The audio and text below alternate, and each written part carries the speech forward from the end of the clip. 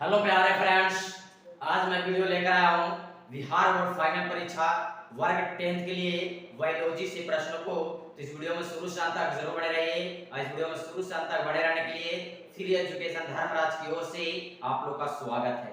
तो खास कर उन बच्चों के लिए वीडियो बनाते हैं जो बच्चों को प्रश्न का उत्तर याद नहीं होता है और नहीं जल्दी समझ में आता है और एग्जाम में प्रश्नों का उत्तर नहीं लिख पाते हैं और छोड़कर चले आते हैं। वो बच्चों खास करके शुरू से अंत तक जरूर देखें। तो देखिए, बिहार बोर्ड फाइनल एग्जाम वर्ग 10th के लिए बायोलॉजी से महत्वपूर्ण प्रश्न है।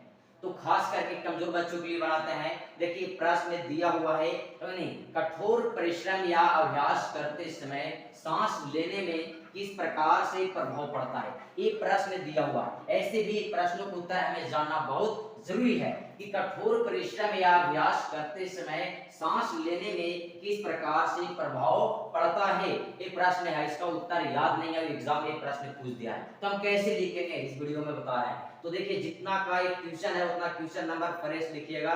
सपोज दैट 20 का क्वेश्चन है तो 20 का है तो 20 सुंदर राइटिंग में लिखिएगा, 30 रहेगा तो 30 सुंदर राइटिंग में लिख दीजिएगा, समझ 25 रहेगा तो 25 सुंदर राइटिंग में लिख दीजिएगा। उसके बाद डायरेक्ट उत्तर लिखना है, समझ गए। और क्वेश्चन नंबर को फ्रेश इसलिए लिखना है क्योंकि टीचर को स्पष्ट पता चलना चाहिए कि कितना क्वेश्चन के आंसर लिखा है और क्वेश्चन को नहीं लिखना, डायरेक्ट उत्तर लिखना है।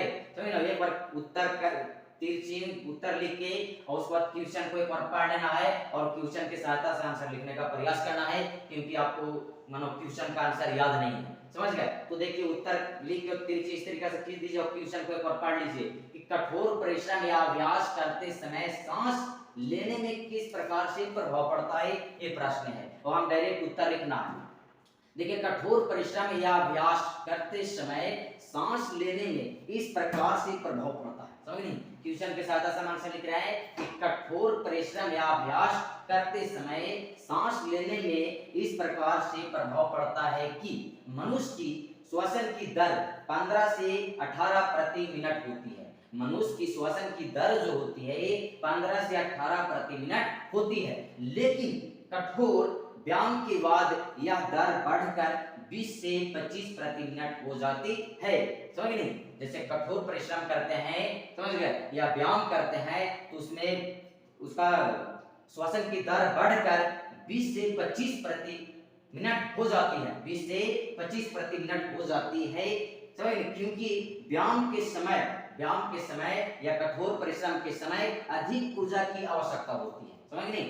व्यायाम के समय या कठोर परिश्रम के समय अधिक के ऊर्जा की आवश्यकता होती है, शक्ति की आवश्यकता होती है, समझ नहीं। इसीलिए अधिक ऊर्जा के लिए अधिक ऑक्सीजन की जरूरत होती है। अधिक ऊर्जा के लिए किसकी जरूरत अधिक होती है? ऑक्सीजन की जरूरत होती है, समझ नहीं होती है। यही कारणों से कठोर व्यायाम के बाद श्वसन की दर क्या हो जाता है?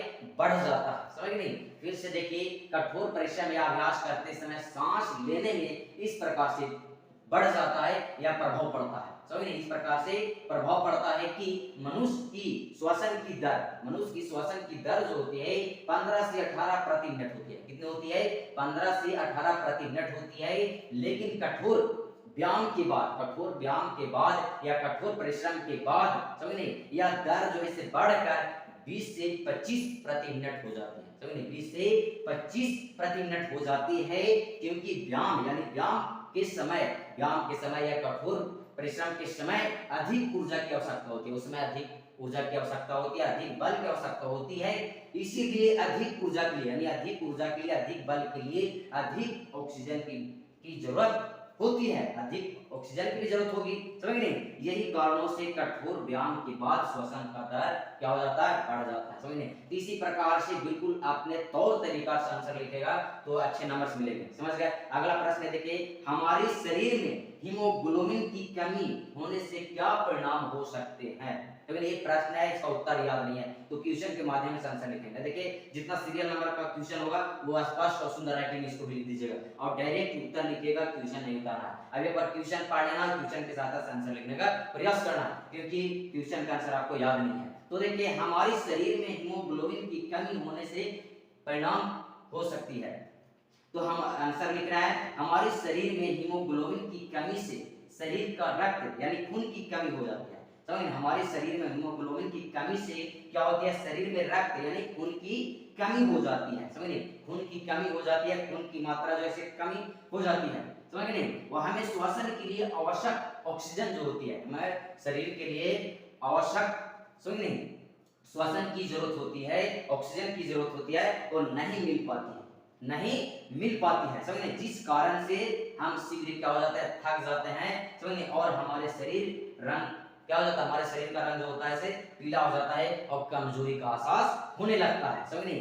तो फिर से दोहराता है, देखिए हमारे शरीर में हीमोग्लोबिन की कमी से शरीर यानी शरीर में रक्त यानी कि खून की कमी हो जाती है, शरीर में क्या हो जाती है, खून की कमी हो जाती है, समझ नहीं। और कमी होने के कारण हमें श्वसन के लिए जो हमें श्वसन के लिए आवश्यक ऑक्सीजन है यानी आवश्यक यानी जरूरत ऑक्सीजन है, समझ नहीं मिल पाती है, नहीं मिल पाती है, जिसके कारण हम शीघ्र क्या हो जाते हैं, थक जाते हैं और हमारे शरीर में रंग जो है पीला हो जाता है, समझ गए, और कमजोरी का एहसास होने लगता है। तो इसी प्रकार से बिल्कुल अपने तौर तरीका से आंसर लिखने का प्रयास कीजिएगा और कहीं पर काट छाट नहीं कीजिएगा, बिल्कुल एकदम साफ और सुंदर राइटिंग में लिखिएगा तो अच्छे नंबर मिलते हैं, समझ गए। इस वीडियो को शुरू से अंत तक देखने के लिए धन्यवाद।